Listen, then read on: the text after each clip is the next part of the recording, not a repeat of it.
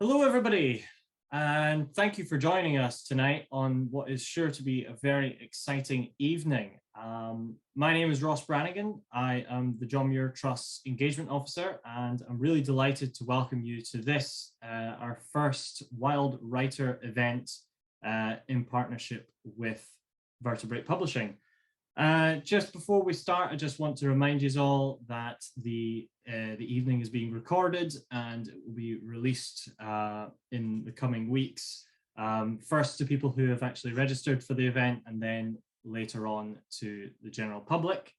So yeah, just to get started, I would also like to say thank you as well to everybody who's donated to the trust or has paid for a ticket tonight. Thanks to you, we have raised nearly £500 for the John Muir Trust, which is just fantastic. So hopefully by the end of this evening and in the coming days, you'll have a chance to donate, and yeah, we can get it over that £500 mark. So yeah, tonight we're going to be hearing from Iain Cameron.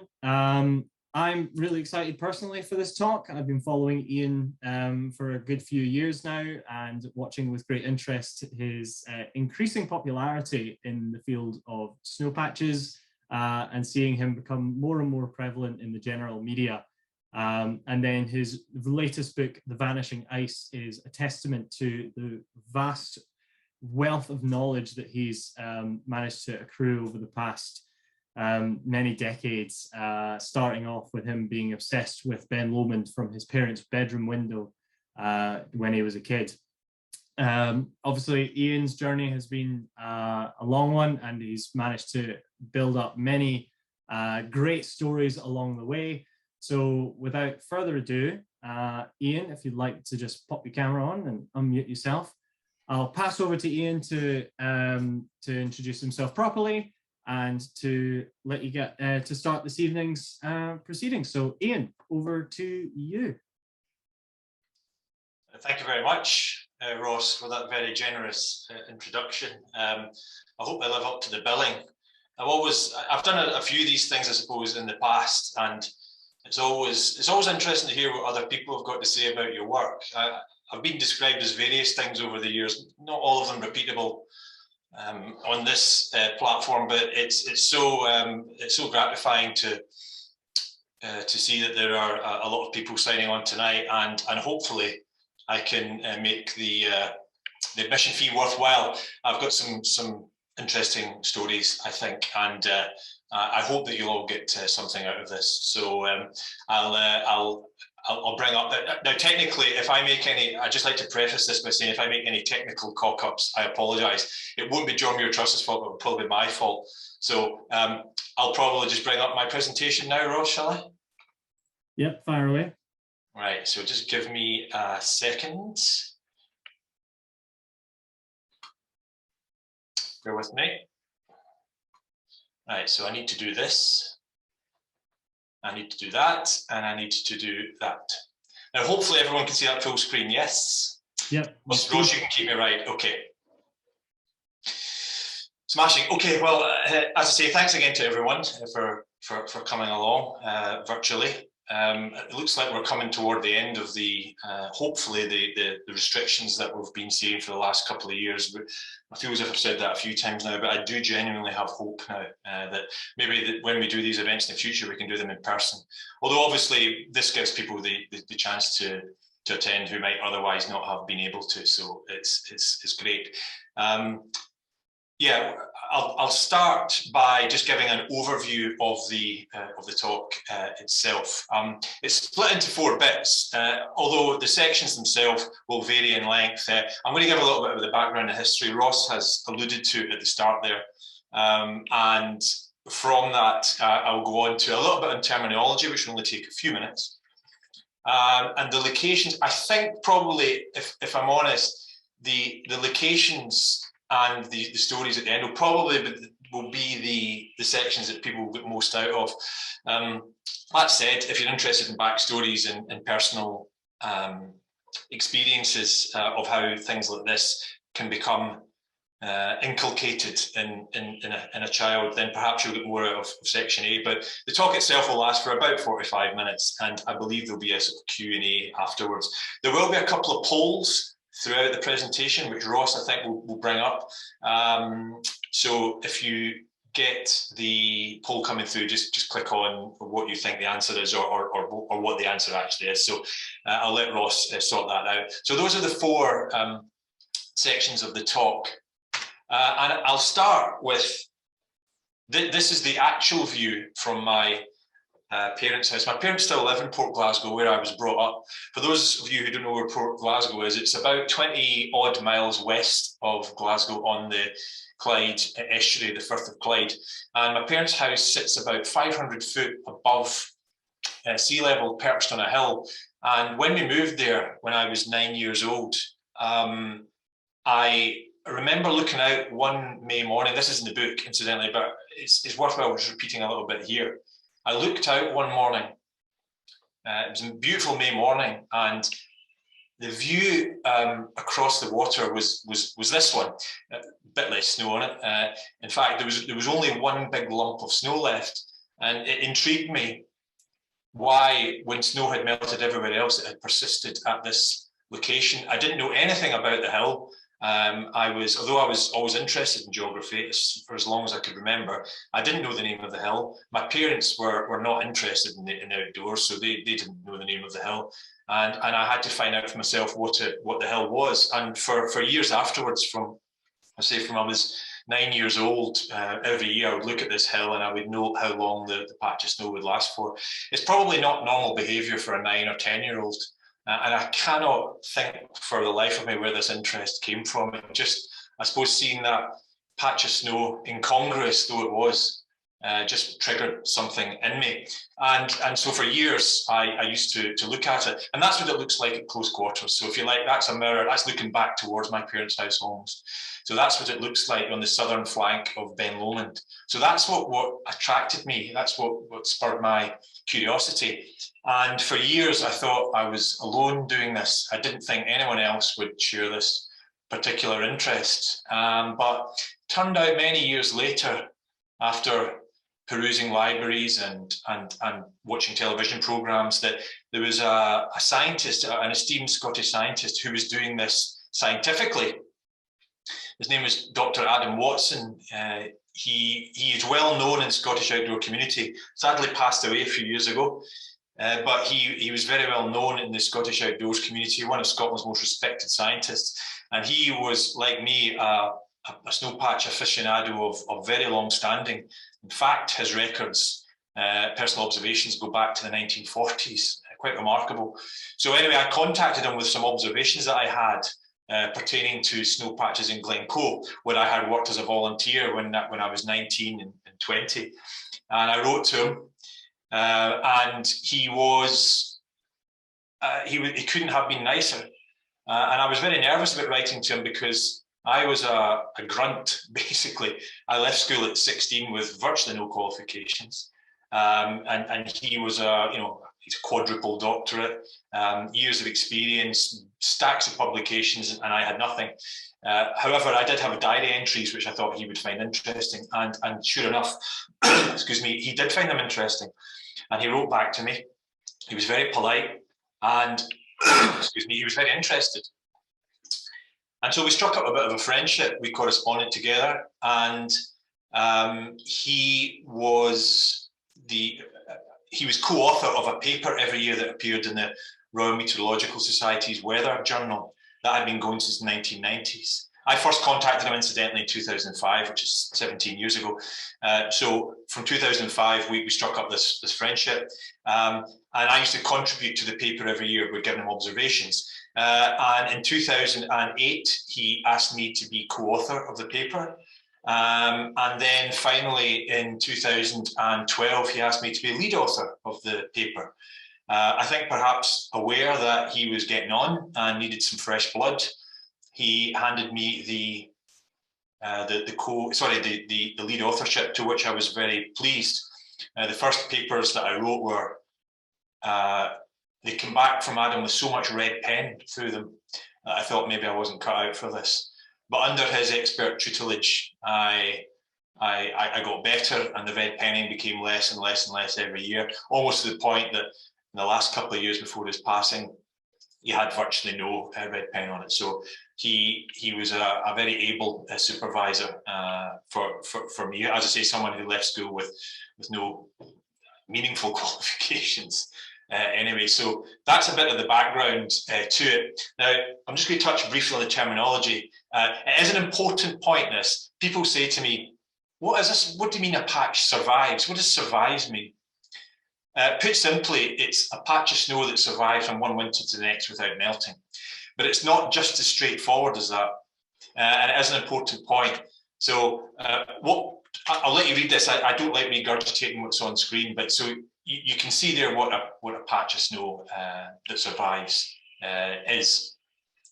So what we're really interested in is when an old patch of snow receives a new covering. So let's say, for the sake of argument, we've got there on the 13th of October, use that as an example. On the 13th of October, let's say a patch of snow, an old patch of snow receives a dusting of fresh stuff. Now, you cannot say that that patch has survived because the fresh stuff might melt. So what we need is fresh snow that falls that subsequently fails to melt. And that's what I've got put there. Fresh snow that falls and subsequently fails to melt. So that's what we mean by lasting snow. So it's an important point, and people say to me, oh, well, we've had the first snow, that patch has survived. No, it's not, I'm afraid, as simple as that. It has to be lasting. It has to be till it's buried by new falls of winter snow. So it's an important distinction, and I did want to make it before we press on. There are a wide area of, there is a wide area of, well, all across the UK, I suppose, where snow has survived. Obviously, these are confined mostly to the Scottish Highlands. But for those of you who scan through this list, you see, bizarrely, the Peak District. The Peak District has one location, as you say, called Eldon Hole, which will be familiar probably to speleologists or cavers. You will probably be familiar with this. It's quite a famous feature, but we will come to it during the presentation. But those are a list, if you like, of where snow has survived. And actually, quite recently, not all of these are historic. Some of these are quite recent. So, for example, Ben Gerrig at Ullapool survived in 2015. It's very recent. We've seen snow survive at Glen Affric and the Grey Corries as recently as 2015 as well. So there's quite a significant amount of locations, significant number of locations, I should say, where snow has persisted from one year to the next. And what we'll do is, I'm not going to run through all of these incidentally because it would take too long, but I've picked out what I think are some of the highlights of certainly of my trips, the places that I enjoy visiting. The first one is in the Cairngorms, and it's where the red star is there on the left. It's called Geological Moor. Although it doesn't look anything like that, that's how it's pronounced locally, apparently. Geological Moor means big, rough quarry. And anyone who's ever been to it will know how apt that description is. It is, first of all, a dog of a place to get to. It is the most isolated quarry in the Cairngorms. There are no paths really to it. You can walk through the Larry Grue, but then it's a heather hop for a couple of miles to get up just to the Garachor refuge. And then you've got another hour and a half to get to the snows from there. So it really is an isolated place and really wild, really quite wild, but an intensely rewarding place. But it is the UK's snowiest place, and it contains the patches of snow that survive most often in Scotland. There's a fantastic picture of Adams from 1951, April 1951, showing the quarry. Now, 1951 was the snowiest winter of the 20th century, and the amount of snow that fell that winter was, I mean, just off the charts. If you're familiar with that location, or the Cairngorms in general, it looks more like a picture you would see or you would associate with continental hills.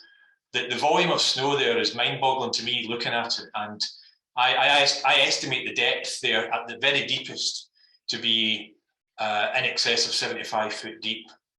So certainly more than 20 meters, 25 meters deep.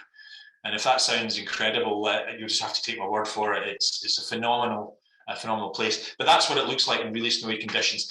In a normal spring, that's what it looks like at toward the end of spring. So that's a typical, what I would classify as typical amount of snow. Still very, very significant amount there. Still very deep in the cliffs. Those cliffs are about 300 foot tall, and the snow that lies buried around the foot of them is still very, very, very deep. And that was a lovely spring day as well. So that's what it looks like typically in spring, and that's what it looks like typically toward the end of autumn. So that's the 25th of October. The patch that we are really interested in is the one in the middle. It's called the Sphinx. The Sphinx is singularly the most long-lasting patch of snow in the UK. We'll come on to it in a bit more detail in a second, but that's typically what it looks like. 2007, the snow actually survived there.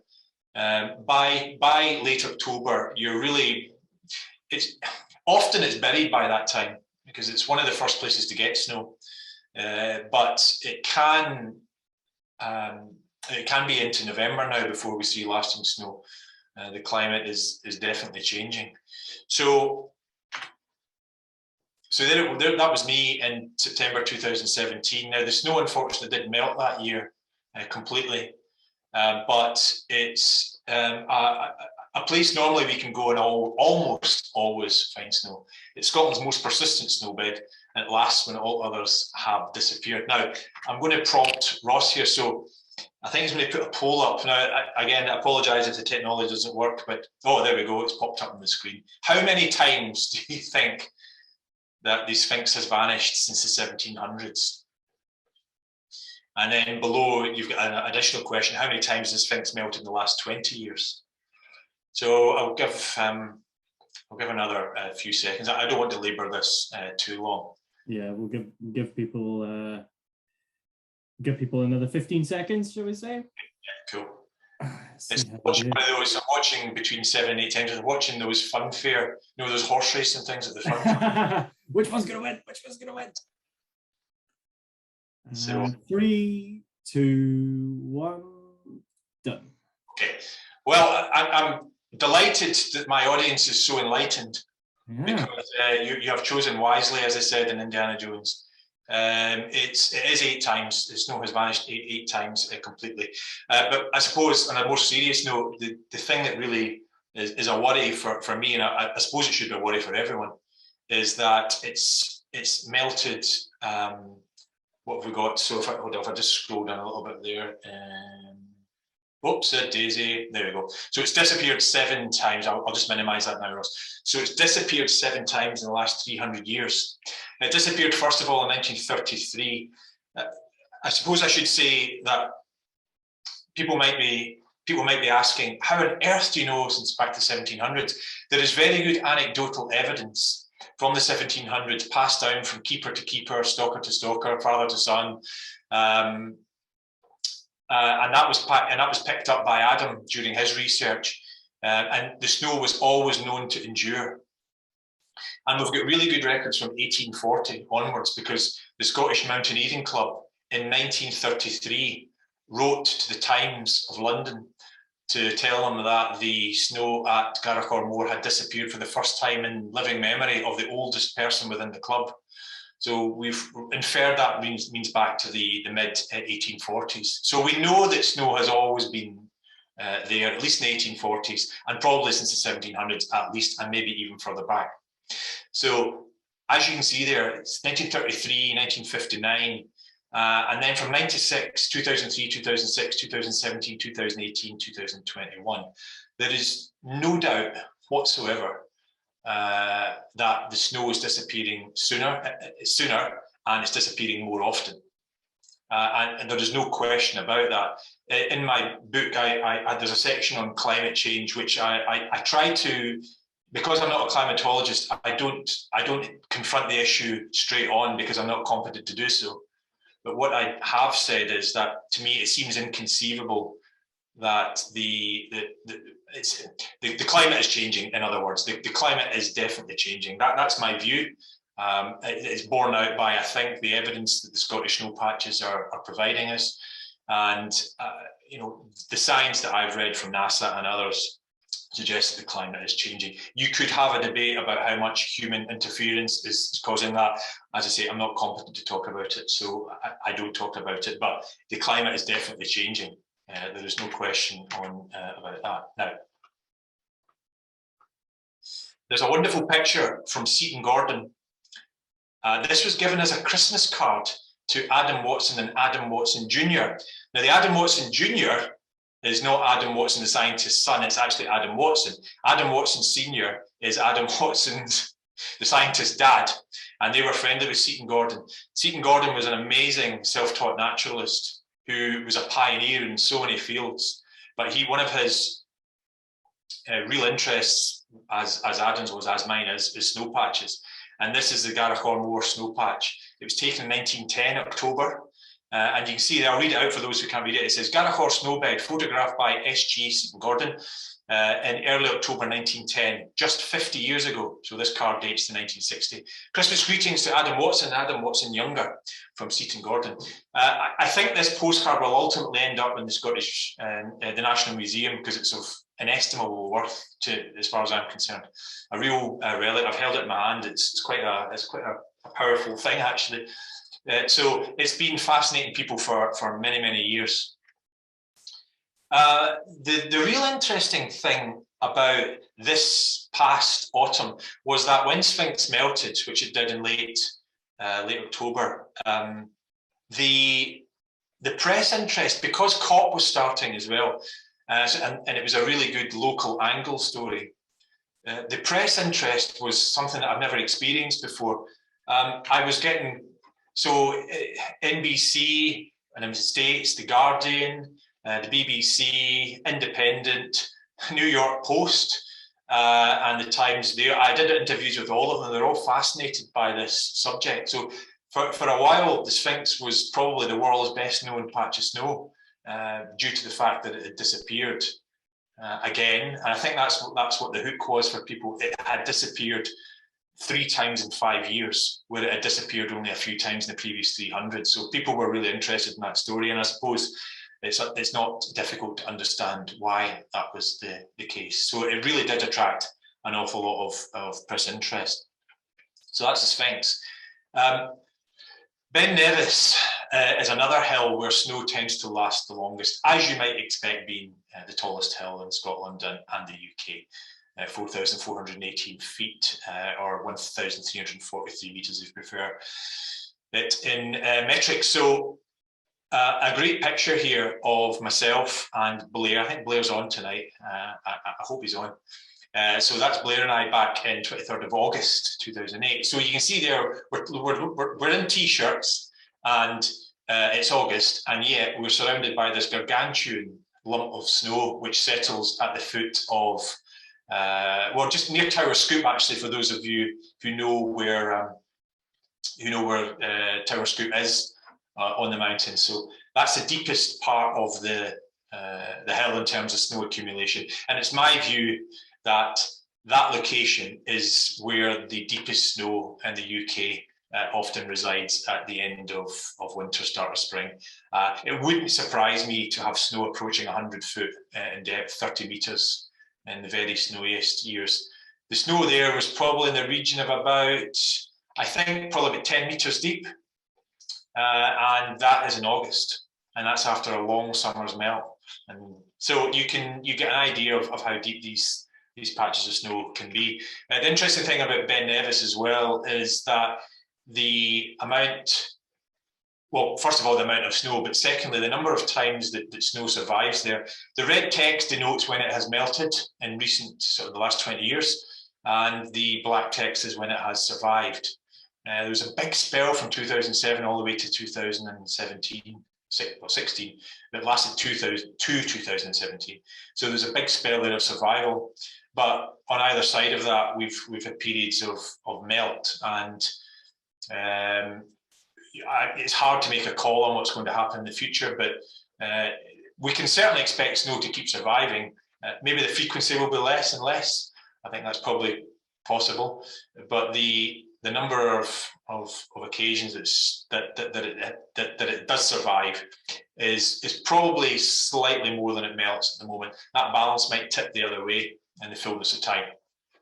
But it's a fascinating place to go. And there's a picture from Blair there from a year and a half ago in October, where that's it, right, if you like, right at the end of the season before it's buried with fresh falls. You can see obviously the new falls have come down and gone over the old stuff, but it's that's typically what it looks like at the start of winter.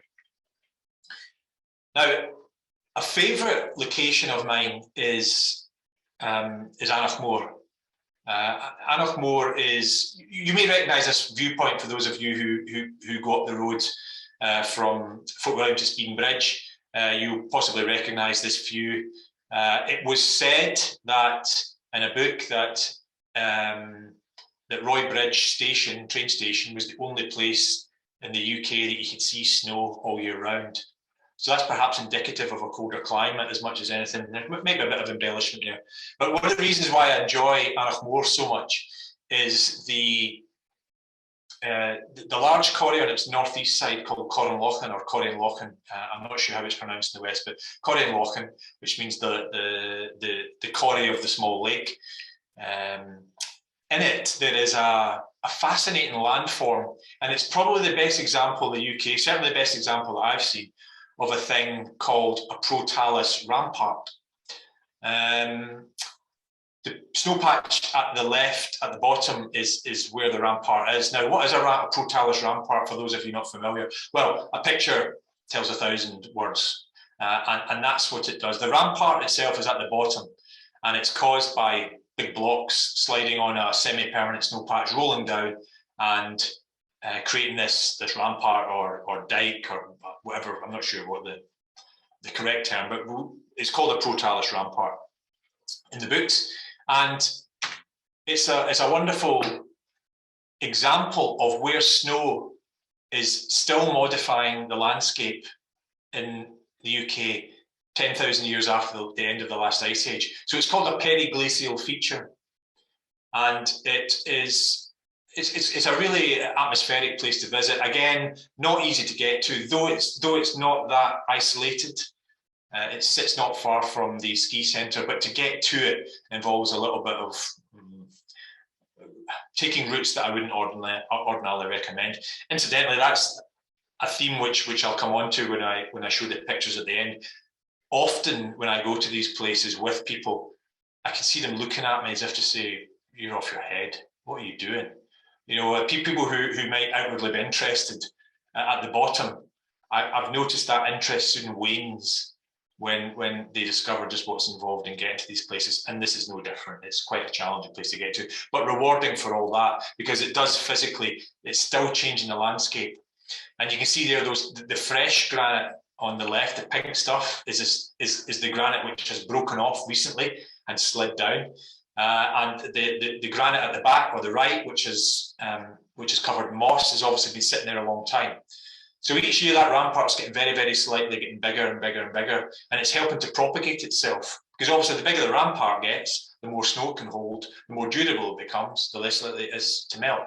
Now that process will obviously take hundreds or if not thousands of years.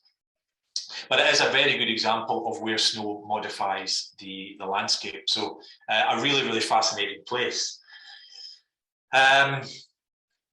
Now, there's probably a good point here as well, Ross. I'd really love to get a split of where the people who are attending tonight, where they've come from.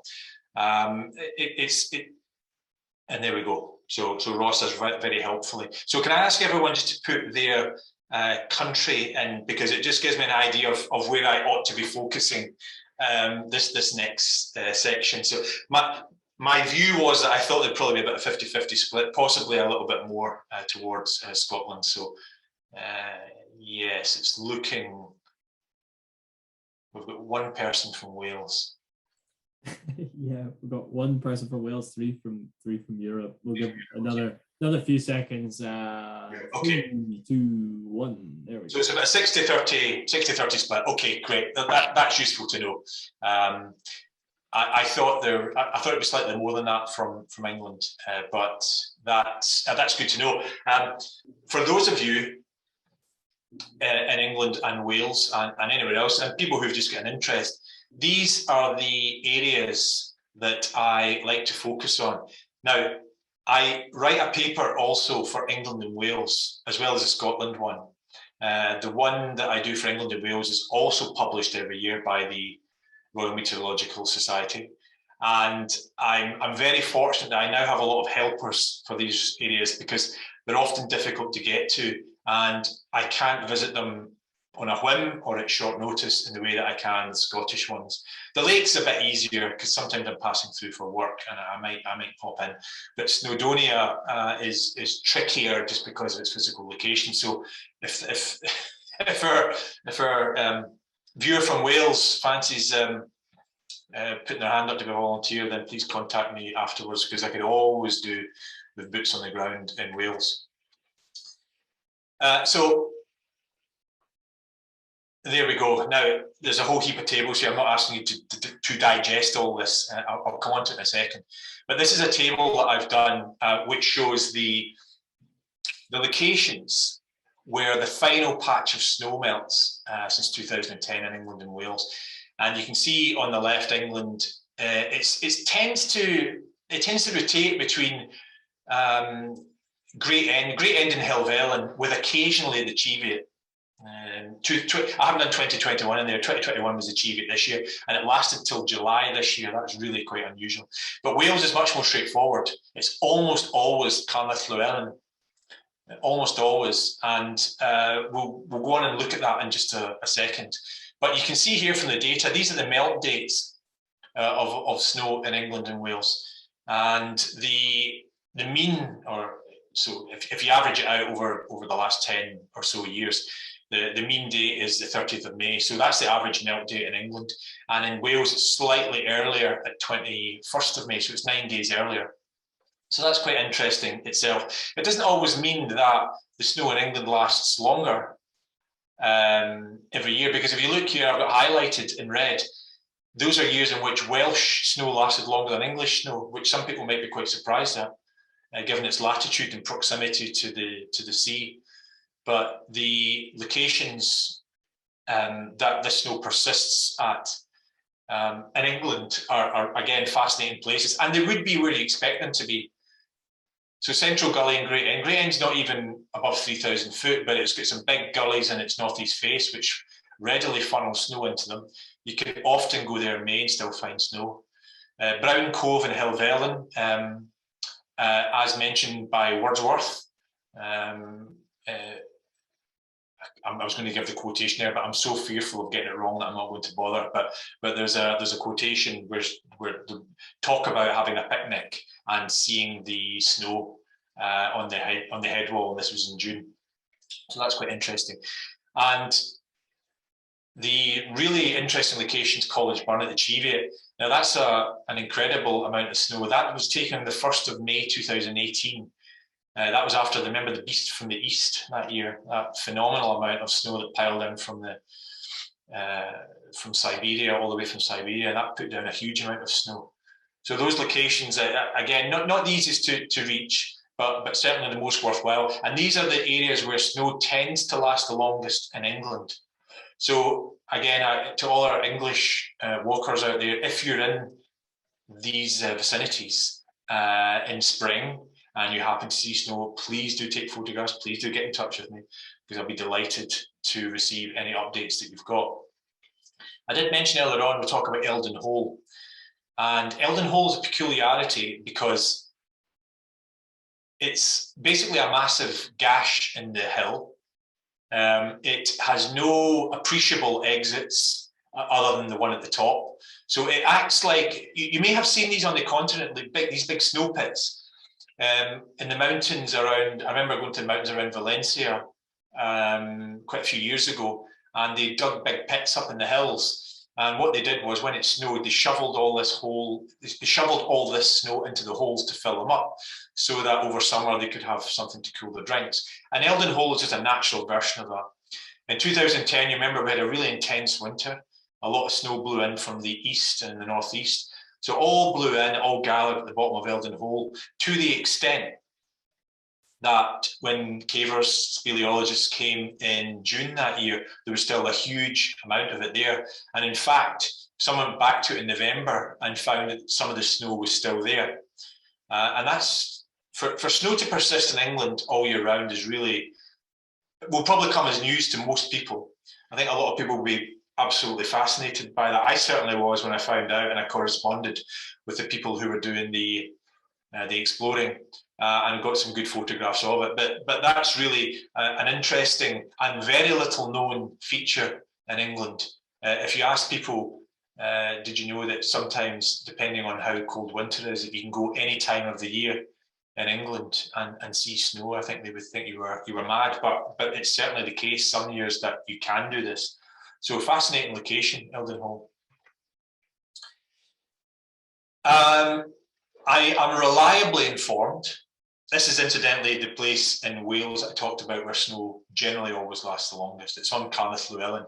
The Welsh, to those who don't speak it, often looks baffling. Now this is pronounced Yfoes Thyfn, which means the deep cut.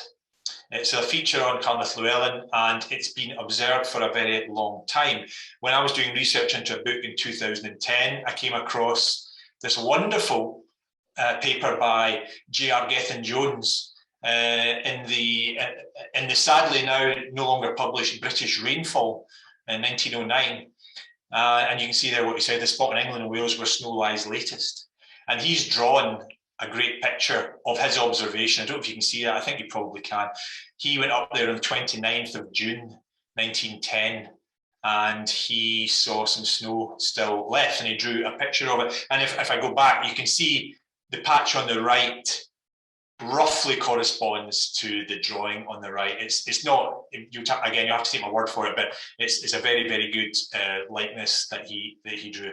So snow has excited and enthused people, not only in Scotland, but in England for a very long time. Incidentally, one thing I didn't mention, I was talking about the Lake District, I possibly should have put it in the presentation, but a few years ago, there was a guy called Paul Johnson contacted me with some information on Lake District hills, and I corresponded with him. He seemed perfectly pleasant. Then the correspondence stopped. I found out that he had passed away. And then I read his obituary in a newspaper, and it turns out it was Boris Johnson's uncle on his dad's side. So I've been corresponding with Boris Johnson's uncle on snow patches, and I thought I thought what I did was surreal before that, but this kind of took it to an almost new level of surrealness. To find you corresponding with the Prime Minister's uncle about snow is kind of bizarre. But such are the vagaries of studying British snow patches. So I'm just going to check the time. Yeah, we're doing well. There are patches of snow in Scotland which have gained names. This one is well known to residents of Deeside. It sits above, but it's readily visible from Deeside. It's called the Laird's Tablecloth. It's on Binnaboord. And it was said that if the Farquharsons of Invercalled, if they saw that snow had melted completely, then they would lose tenure of their land. And this is a legend which is common all across the Highlands, where people are said to own their land on the proviso that the snow was always there. Now that I think is interesting for two reasons. First of all, that it's an interesting legend. But secondly, I think more tellingly, it points to an era where snow was more prevalent, where patches of snow lasted much longer. For such legends to gain any sort of foothold in popular imagination, they have to be at least rooted in fact, if not entirely based upon fact. So there has to be an element of truth about it, and I think that's right. If you look at the Little Ice Age back in the I suppose from the 1580s straight through to the late 1800s, the winters were generally colder. You had frost fears on the Thames. There was a lot of there are a lot of anecdotes about lots of snow falling. So it probably points to a time in the past where snow was more prevalent. One of my favourite locations is the Cooie Chrome, which means the bent or curved wreath, which is on Ben Moor near Creanlarich. There are 3 Cooie Chromes in Scotland. One of them is on Ben Moor here. One of them is visible on Cairngorm. It's called Corrie Cass. People call it Corrie Cass now, but properly the Corrie Cass headwall at the Cairngorm Ski Centre is called the Cooie Chrome as well. Because if you look in spring and summer, you see along the Cass headwall there's a big boomerang-shaped snow patch. That was historically called the Cooie Chrome.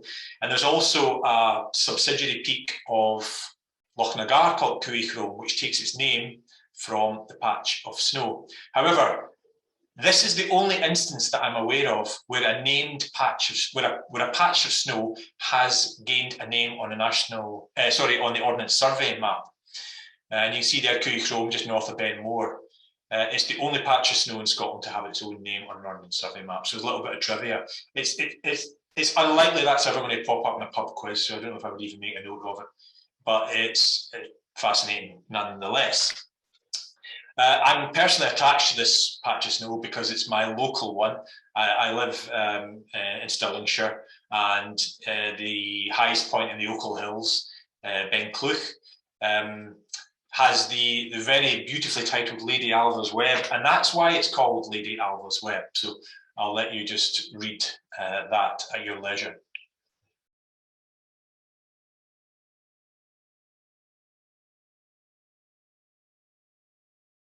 I love the words they use, hence its appellation. They wouldn't just use the word name. They have to say appellation, but it's a fascinating title, and some of the elder people in the area still know the name, and the name is still in use. So a fascinating one. This one's self-explanatory. I've never seen a cat being skinned, but I would imagine that if you were to skin a cat, it would look pretty similar to that. The Camerons of Lochiel called it the cat skin. And again, they were said to own their land tenure on the proviso that snow could be provided at any point in the year. Interestingly, one year when the ice failed at Benavi, when they were doing the salmon curing, the ice failed in winter. It was a very mild winter, so they were obliged to go up on horseback with panniers to get loads of snow from the higher reaches of Ben Nevis in summer and bring it down so they could cure the salmon and so they could pack the salmon and send it away. So it's well known for, Ben Nevis is well known for long-lasting patches of snow.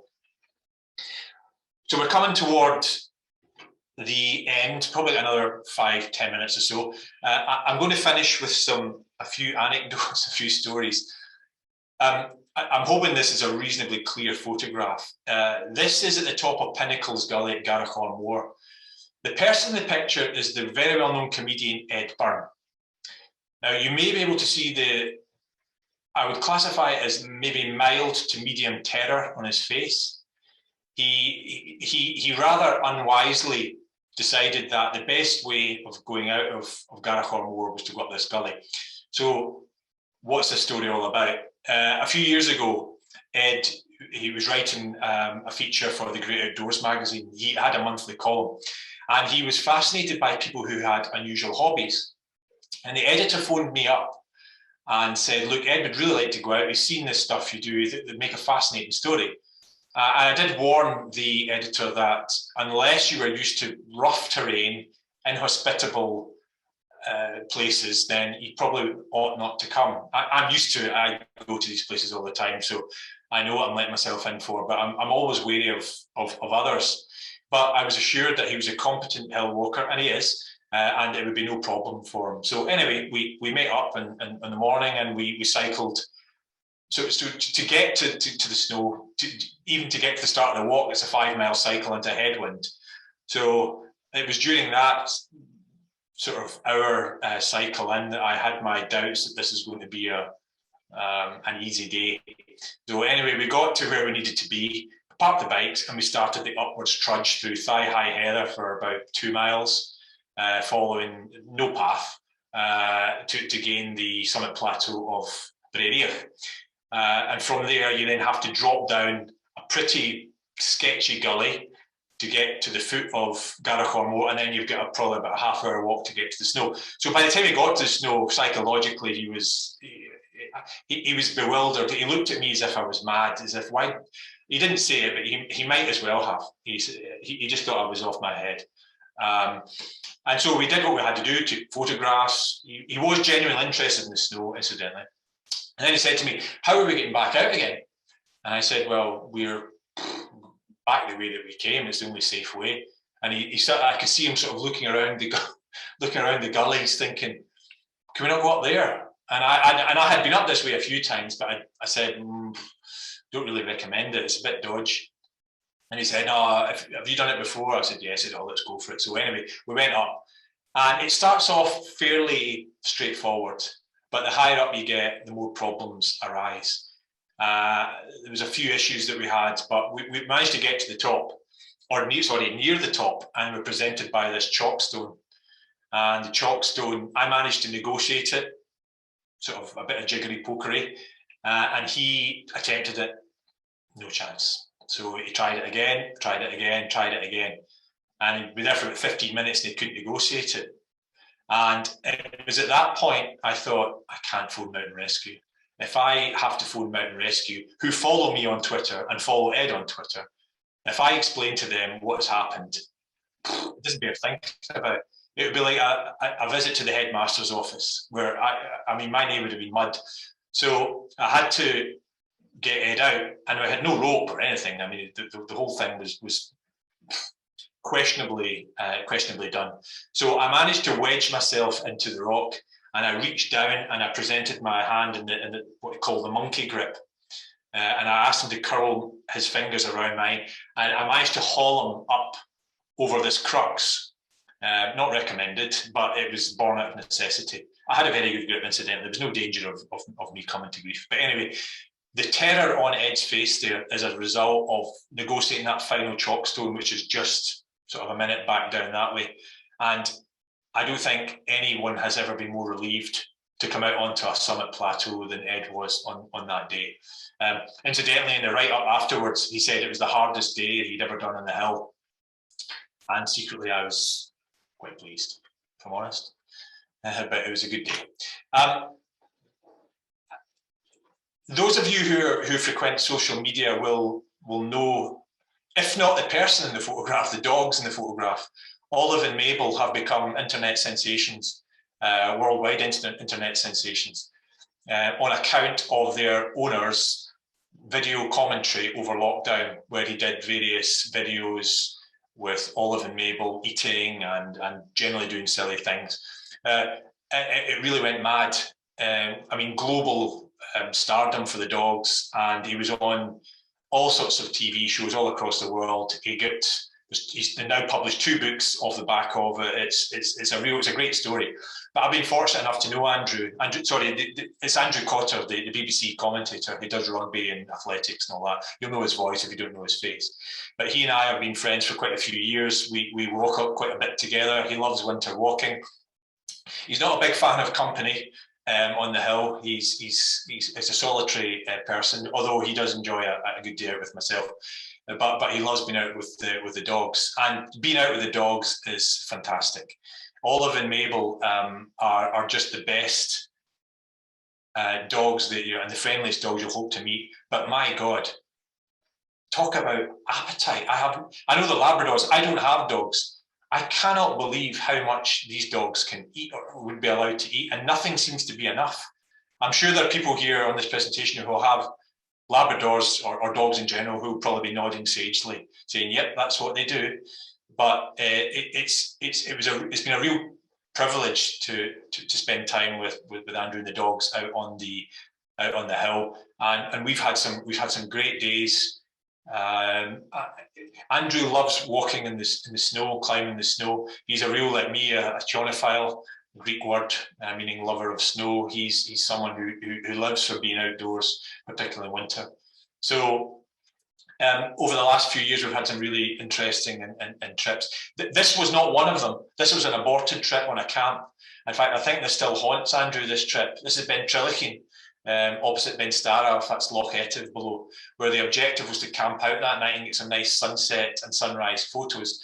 As you can see from the clouds in the background, the sunset didn't happen. And in fact, about 5 minutes after this photo was taken, it started pouring down. So we beat a hasty retreat back down the road, back down the path. And on the way down, Olive decided that she would try and help herself to some human excrement that someone had very disgustingly left at the side of the road. So that just topped off, which was a pretty miserable time. But we have had some wonderful times together. So it's due to social media. We met through social media. So but we've become good walking buddies, and it's great to spend time with them. One of the most amazing places that I visited in the last sort of 5-10 years was Ben Vertebrate, which is a big hill in the Cairngorms. I went there in late October and was treated to a kaleidoscope of the most amazing the most amazing pictures. The scenes were just off the scale. The colours, the greens of the mosses, the pink of the granite, the translucent blues. It was just a real privilege to be there. I don't normally spend as much time in these tunnels because they can be dangerous, particularly in summer. But because this was late autumn, it was cold outside, the snow was pretty frozen, there was no real risk of it collapsing, but you do have to be careful. And some of these snow tunnels are just the most amazing places. This was taken in late August 2015. This is on Ben Macdui on the February slabs. Huge quantities of snow left, really amazing. A wonderful place to be, and a real welcome place to be with, because it was very warm outside, but under there the temperature was walk into a fridge. It's fantastic. So these can be really, really special places to be, but as I say, you have to know what you're doing. A great photo by Murdo MacLeod of The Guardian. I took Murdo up there in 2016 to take some photographs. I promised him he'd get some good sights. I was crossing my fingers because you never know what you're going to find when you get to these things. And Murdo took this photo and one which appeared in the centrefold of The Guardian, and it remains the best photograph I've ever seen in the UK of a patch of snow or a snow tunnel. It's on a 6-second exposure. He had some trouble getting the light just right because for the photographers amongst you, you will understand how difficult a photograph this would be. But Murdo is the master photographer, and he got the best photograph. And it's a photo very similar to that you'll find on the front of my book.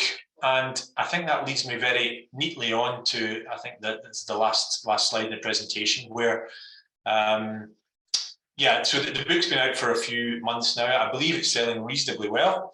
I think it's on its whatever printing of hardback, so it's doing reasonably well. You can buy it, where a lot of what I've talked about tonight is featured in the presentation, in the book, and you can put a lot more meat on the bones of some of these stories. I would love to tell you more, but time is against us, and I believe that there are some questions to answer. So I can be reached on Twitter at the Iain Cameron, and if you've got any nice photographs, historical anecdotes, please do feel free to contact me, because I'm always in the market for good photographs and advice on patches of snow located anywhere within the British Isles. So with that, thank you very much, and I'll hand back to Ross.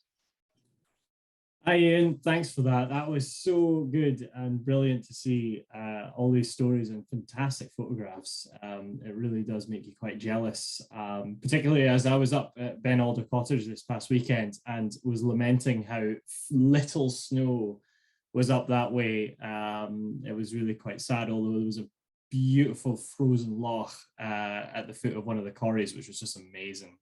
So yeah, winter still has some surprises for us. Sure.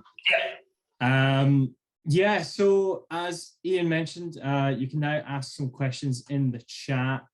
I'll keep an eye on to see as they come in. Just to let you all know as well, Iain mentioned his book. If you are interested in getting his book, there will be an email sent out to everybody who signed up to this event tomorrow that will give you a 25% discount on Iain's book. So keep an eye out for that. And as well, if you enjoyed it, please do consider given a donation to the John Muir Trust. We actually do manage a couple of the places that Iain showed in his presentation. In particular, obviously Ben Nevis and some of Inchbeg, and as well Helvellyn in the Lake District. So any support you can give would be fantastic. Just head to johnmuirtrust.org/donate and help us continue to look after wild places. So Iain, I've got a couple of questions I would like to ask just while people are thinking some over. 2021, I think everyone will remember the start of 2021 was a really good snow year, but the Sphinx somehow still managed to melt. And I think I remember reading one of your pieces about why sometimes we can have really big dumps of snow, but still snow can't survive the whole year. So I just wonder if you can explain why that sometimes is the case.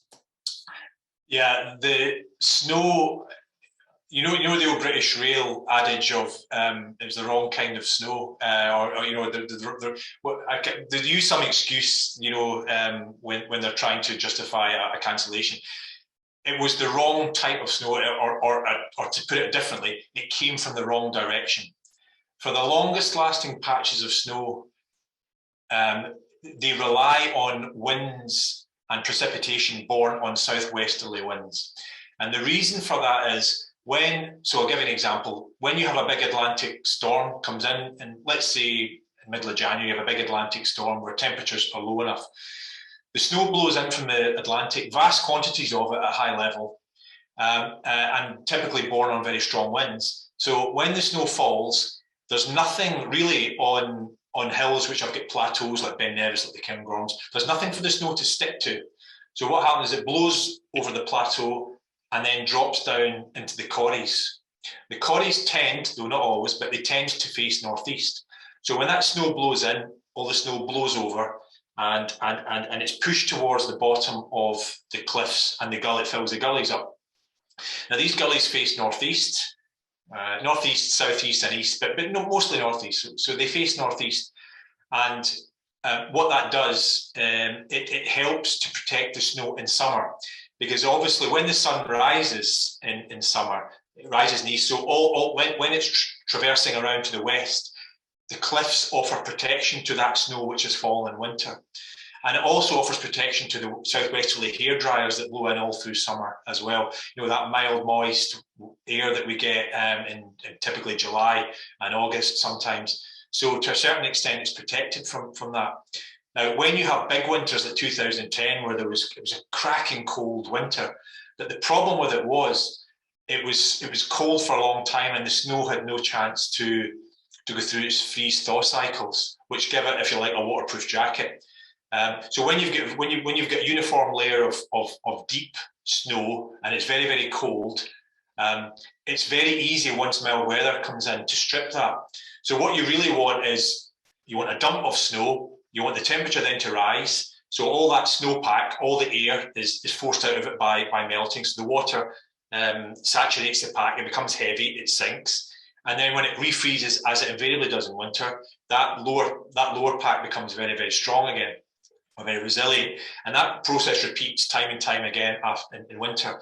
And when you go to these patches of snow that face northeast, when you go to these patches of snow, you can actually see, it looks like a birthday cake. You can actually see the individual storms that have happened over winter. As the snow melts back away from the cliff edge, you're basically looking at a facsimile of what's happened in winter.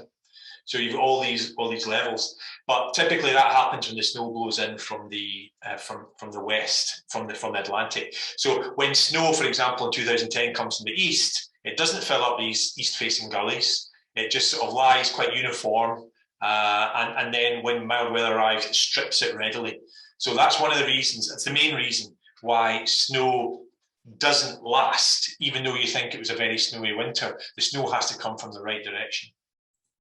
That's really interesting, and I think you've kind of answered James Brownhill's question, which are what are the best winter weather situations that give good accumulation at patch sites. So that's you've kind of answered that. It's all about the direction. It's all about the direction and the quantity. The single most important factor in determining whether a patch of snow will survive is the direction it comes from, but also the quantity of snow that is put down. It almost seems too obvious to say that if you have 10 meters of depth, it will take longer for summer to melt it than you've only got 5 meters of depth. It's a kind of standard to say, but it's definitely true. Yeah. Alison's kind of asking a question that's similar to that is, do the larger, deeper patches tend to stay longer due to the chilling effect of more deeper snow? Yes. Yes, it's an exponential kind of self-fulfilling prophecy. Well, it is a very good point, actually, and it's something that I'm not aware of studies that have been done in the UK on it, but it's certainly the case. So when you go to these locations, there's a noticeable chill in the air, and so it does help to propagate itself. But I think that's only true in some of the areas where you have masses of snow, like some places, the Cairngorms and Ben Nevis, where you go in the middle of summer and the temperature, the ambient air temperature can be 9-10 degrees. You walk into the snow or behind the snow and the temperature drops. I mean, I don't know how many degrees it typically can drop, but it will drop to almost freezing in and around the snow. So it does have a big effect. Alison is spot on there. Yeah. Neil is asking a question that kind of links into something I wanted to ask. So Neil's asking, can technology help in monitoring, or is it too cold for battery life and remote for reception? Not that I want to stop you getting out on the hills. And I guess my sort of, to add to that is, you talked about the data, but I guess how do you accumulate that data? What's the process behind it? And I guess what constitutes a patch?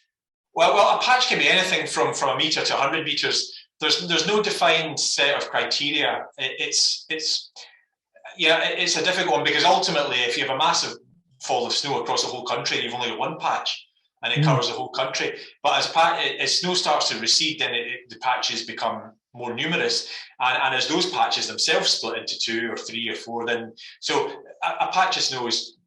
It doesn't matter. It can be a kilometre long. It can be a metre long. That's just how we classify it. What was the first part of that question again? I think it was. Yeah. So part of it's about just how do you. Oh yes, technology. But also how can technology help in monitoring it? Technology was very useful during the first lockdown for monitoring the patches of snow, particularly in the southern uplands of Scotland. What I mean by that is, because everyone was cooped up in their house pretty much, and the weather was so good. You remember during lockdown the weather was sensational, which made lockdown just about bearable. The satellite images that were put out, so the Sentinel satellite, which at that time had unfettered access to Scottish hills because there was no cloud cover. So it updated virtually every day. So I could monitor how long patches of snow were lasting on the hills. So using that technology was absolutely invaluable during lockdown for identifying which patches of snow were still there in the Scottish lowlands. That was, so some of the hills around, the Moffat Hills, some near Peebles, some of these locations are fairly remote, relatively speaking. And to get to them requires a bit of effort, almost as much effort as going to the Highlands. So to not have to do that, to have technology there was wonderful. The point about webcams is one which I've often thought about. If anyone has got a good idea about how to maintain a webcam in an area which you obviously get no serviceable, no electricity, you'd have to use some sort of solar panel. If anyone's got any ideas about how that might work, please contact me, because I'm all ears. I'm not technologically capable enough to make something like that work. But if there is someone within the group who has an idea, please do contact me, because I'd be fascinated to know more. Well, you heard it, folks. If you have an idea, stick it in the chat. I'm sure Iain will lap it up. Yeah, and I guess Iain as well. So the Scottish snowpatch count is something that's a big part of your year. I wanted to just ask, can you just explain to people what is it? How does it go about happening? And yeah, just explain it to us. There's an annual count that's been done it's happened every year since 1974. Adam Watson started it. It happens on the 1st of July, where he used to go to Mallower, which is a subsidiary top of Glassmill above the Glenshee Ski Centre. Now, he went there and counted every visible patch that he could see. And he did that for decades, from, as I say, from the 1970s. And I joined him doing it. And the first time I joined him doing it was 2008, I think it was. And we did it every year until he was no longer able to do it. And that there's a really good data set from that. So I've continued doing that, and what we're seeing is a decrease in the amount of patches. So the number of patches is decreasing that you're seeing from that vantage point. You do get spikes, 2015 being the most recent example, but the trend is a downward one. So that happens every 1st of July, and I'm very keen to keep that going because we've got 40 plus years of data. And I want to try and keep that going because it's very useful. The second count which happens is in Bank Holiday weekend in August, where that's when I started in 2008. So it's been going quite a few years now. And we count every single patch in Scotland. Whereas the 1st of July survey, it'd be too difficult to do that. The July survey is everything you can see from Mallower and some of the other North East Highlands. But the survey we do in Bank Holiday weekend in August is all-encompassing. It takes in the whole of the Highlands. I'm very glad to say that in the last few years, I managed to enlist the services of Douglas Cairns and his RV-8 light aircraft, who covers in 2 hours what it would take me and others days and days to do. And so providing he gets a good day's weather, he's more than happy to do it. It's just another example of someone being enthused enough to do something about it. And enthusiasm is really infectious. And that's people have joined helping me do this sort of thing, basically because I think they've seen others doing it and seen how animated they become doing it. It's certainly a niche hobby, but it has real scientific worth. And to see people get involved in it is very, very pleasing. Personally, it's very, very pleasing. I can imagine. Got a couple of questions coming in. So Neil Anderson is asking, is the snow lying longer in the west coast now and shorter in the east, do you think?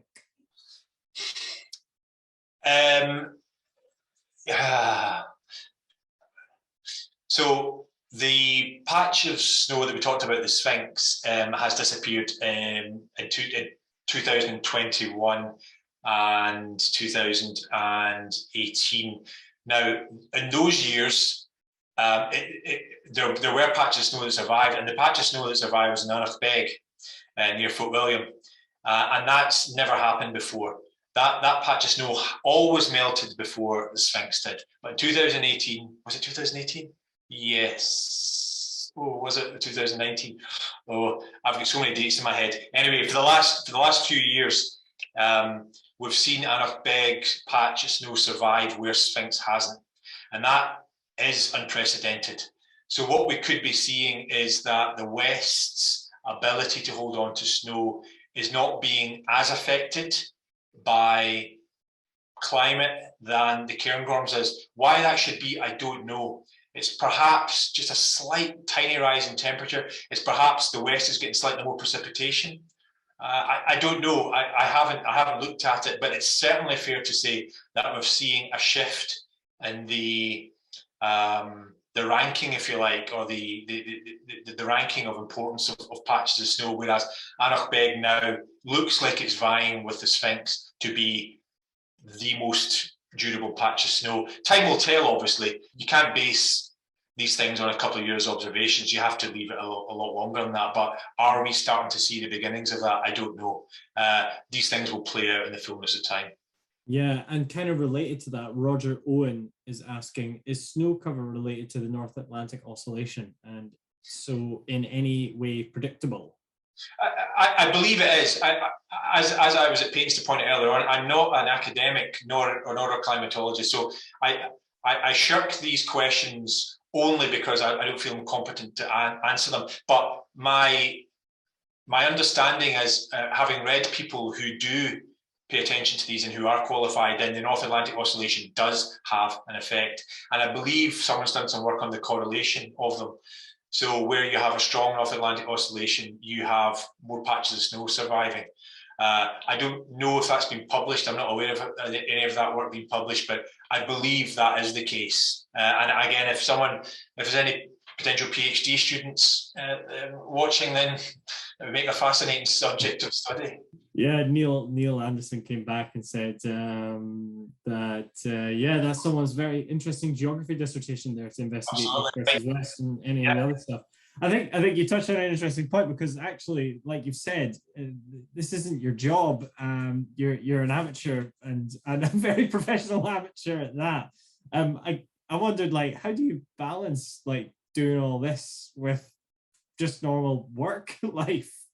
I remember when I used to live in Essex, and when I was married, my ex-wife, so we got married. It was quite a few years ago. We got married, and we got married on 25th of June, and I knew, and it's tradition that couples go away on a honeymoon shortly after their wedding.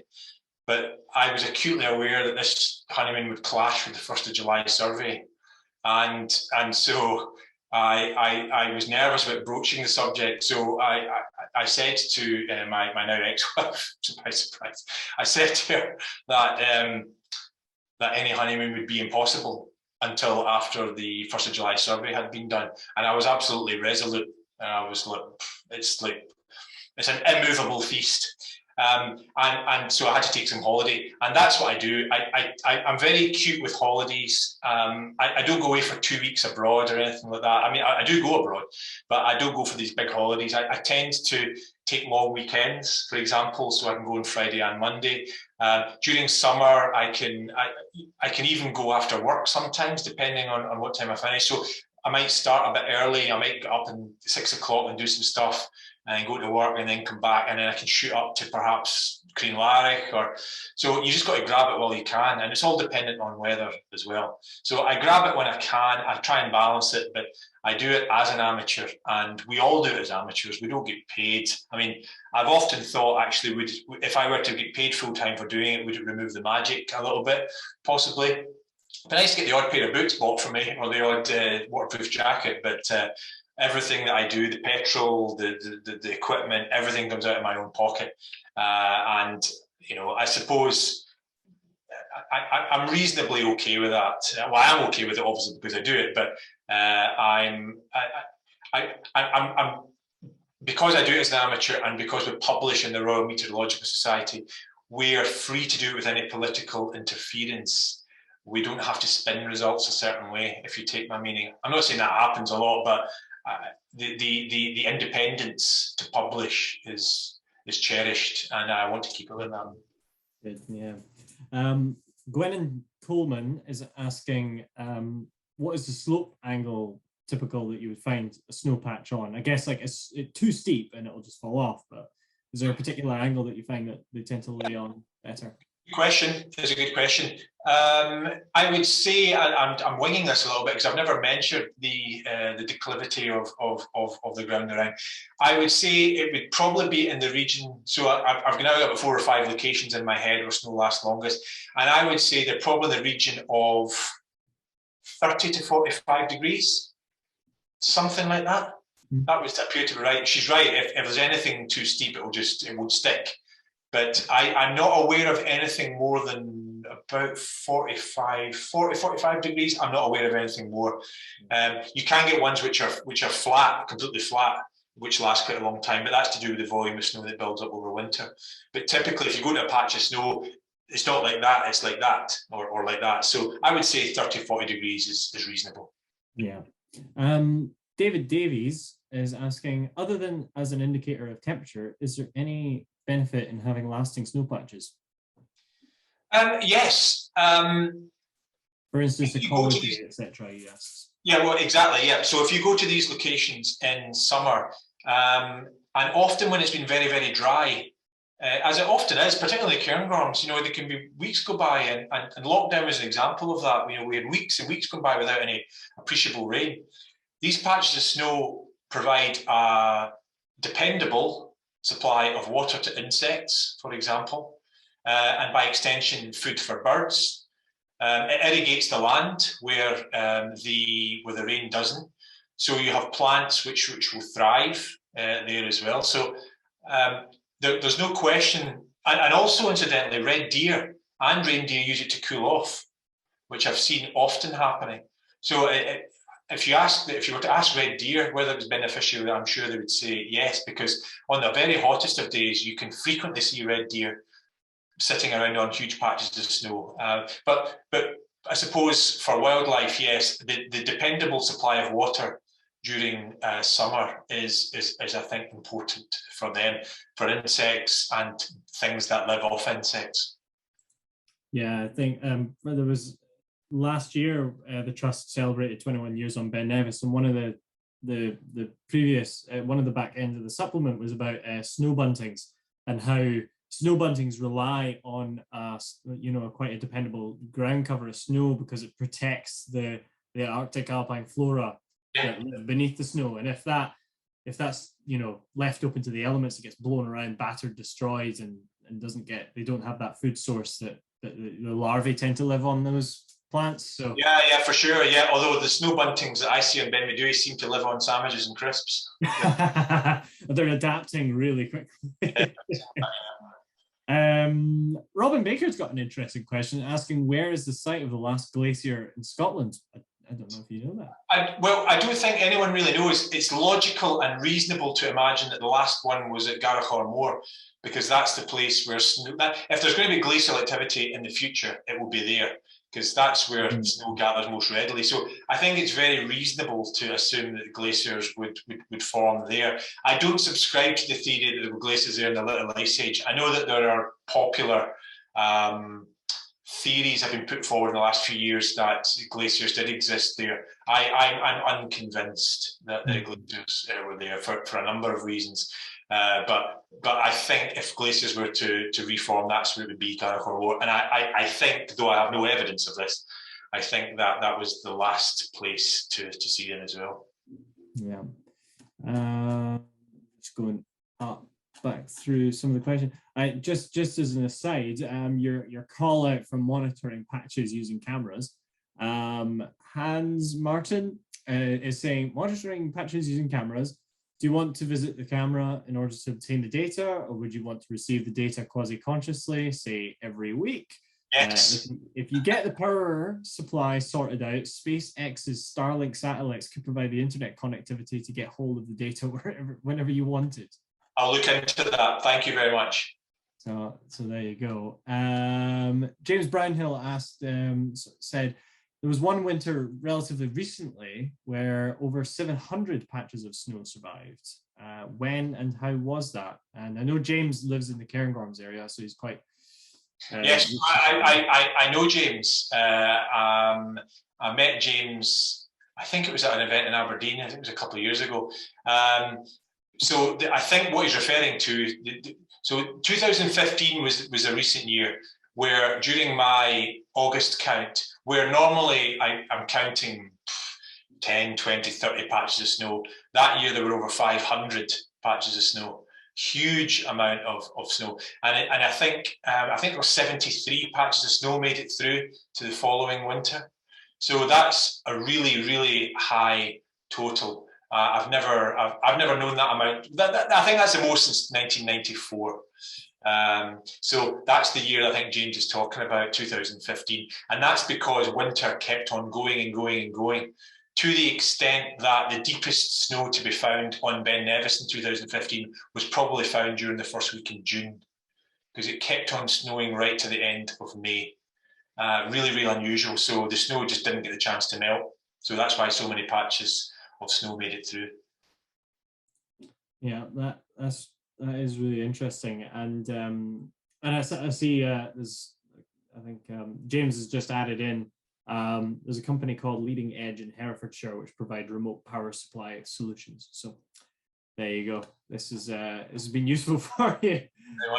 If anyone else is throwing ideas into the chat, I'll make sure that they get passed over to Iain after the event.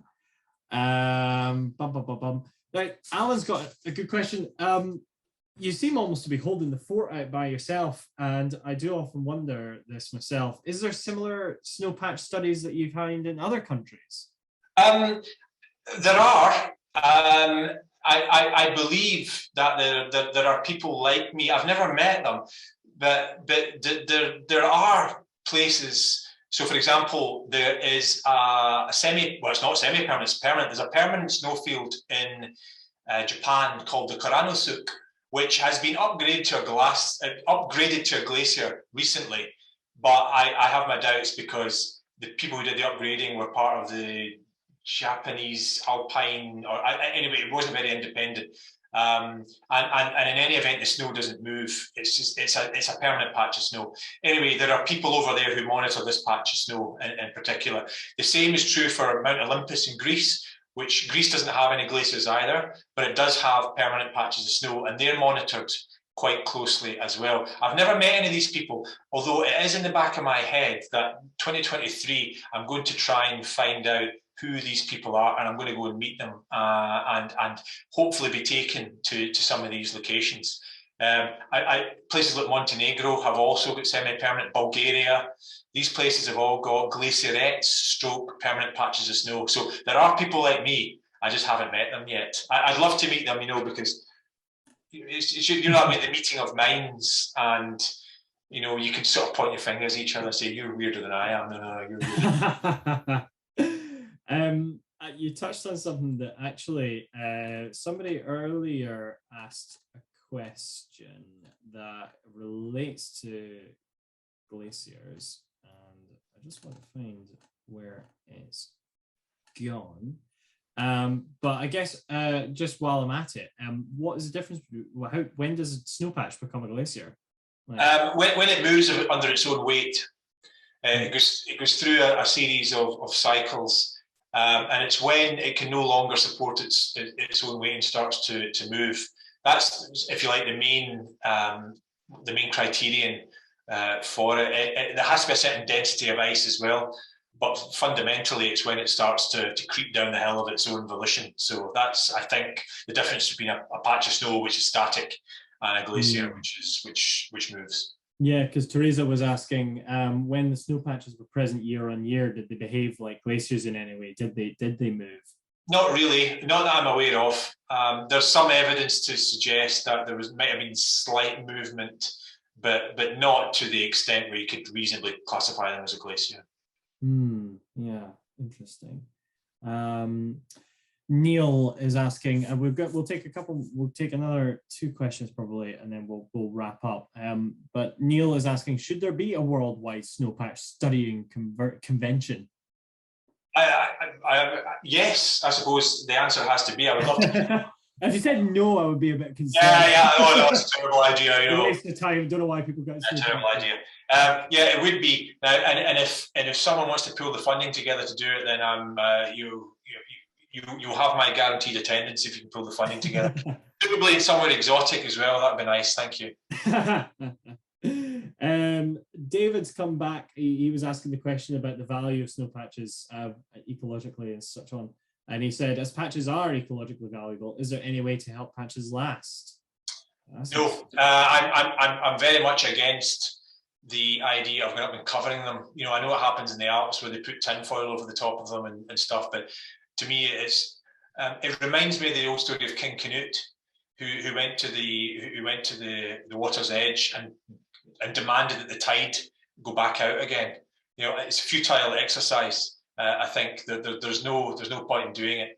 I think that what is happening with the climate is very unfortunate, and we can all do a bit, I suppose, to minimise our impact. However, I think that it's largely futile. I think the damage has been done, and what will be. And if patches of snow become a thing of the past, surviving patches of snow become a thing of the past, then obviously very sad, but I'm not in favour of artificially prolonging their life. Yeah, that's very fair. And yeah, as you say, the long-term solution is to minimise their impact on the climate. But I think we've kind of signed up for quite a long period of climate change already. Yeah. So it's kind of to bring it to an end, I would like, because I know some people were saying, "Oh, I'm a snowpatch enthusiast myself." If people are really enthusiastic about snow patches, and they want to do more to get involved with this kind of thing, what would you recommend that they do? if they've got, I mean, so there's two things to do. First of all, you can contact me on Twitter. I've got open messages. There's a Facebook group called, amazingly, Snow Patches in Scotland, which if you do a search for, you'll find there's now in excess of, I think there's about 3,000, maybe 3,500, something like that, where people post updates and pictures. If you want to get involved in that, that's probably the easiest because it's quite collegiate.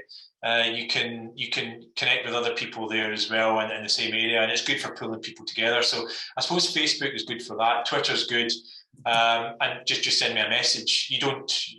I don't think you have to be subscribed to send me a message, do you? I'm not sure, but those are the two best media to get me on is Facebook or Twitter. Super great. Well, thanks so much, Iain. We've got tons of people saying thank you in the chat already, so it's been really fantastic to have you along this evening. Just so everyone knows, this is the first of 3 talks that we're hosting with fellow Vertebrate Publishing authors of Iain's. Suzanne Masters is going to be speaking about water ecology and wild swimming in a couple of weeks' time on the 9th of February. And we're going to have Alex Roddy speaking to us about his winter trip along the Cape Wrath Trail towards the end of February. So more details about that will all get sent to you in the next day, because I'll send out an email to everyone who came. It's also in the chat. And just again, to remind you all, this was organised by the John Muir Trust, and we are a charity dedicated to repairing and enhancing some of the places that Iain mentioned. So any donations are greatly received and can go towards fixing paths, repairing the uplands, connecting people with the outdoors, and generally helping to protect our ecosystem. So without any further ado, thanks very much, Iain, and we will hopefully see everybody at a future event very soon. So thanks, everyone, and I will now let you all have a lovely evening.